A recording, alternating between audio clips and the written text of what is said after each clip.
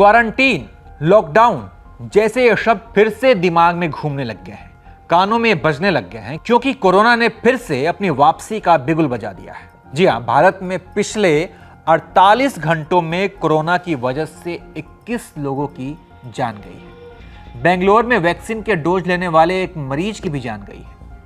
यानी एक बार फिर से कोरोना पूरे भारत में पैर पसारने की तरफ बढ़ रहा है। पिछले 9 दिनों में कोरोना के केस 1300% बढ़े हैं। 1300% समझ रहे हैं ना? यानी कि काफी तेजी से कोविड-19 अपने पैर पसारने में लगा हुआ है। स्वास्थ्य विभाग की वेबसाइट के अनुसार 22 मई को भारत में कोरोना के 257 केस थे।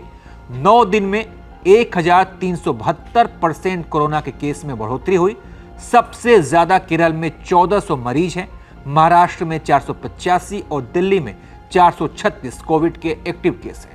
वहीं जनवरी से अब तक कोरोना की वजह से 28 लोगों की जान जा चुकी है। शनिवार को बेंगलोर में वैक्सीन का बूस्टर डोज ले चुके एक व्यक्ति की भी जान चली गई। दिल्ली में भी एक व्यक्ति की कोविड-19 की वजह से उनकी मौत हो गई, उन्होंने अपनी जान गंवाई है।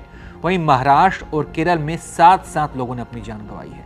ये दोनों ही राज्य कोविड में होने वाली मौत में सबसे ऊपर है। इसके बाद कर्नाटक है, जहां 4 लोगों की जान चुकी है, और इसके बाद दिल्ली का नंबर आता है, जहां कोविड से 3 लोगों की जान गई है। कर्नाटक की सरकार ने तो अब बाकायदा एडवाइजरी भी जारी कर दी है, जिसमें लोगों को भीड़ भाड़ वाली जगह पर जाने से बचने, मास्क लगाने, शारीरिक दूरी बनाने के निर्देश दिए गए हैं।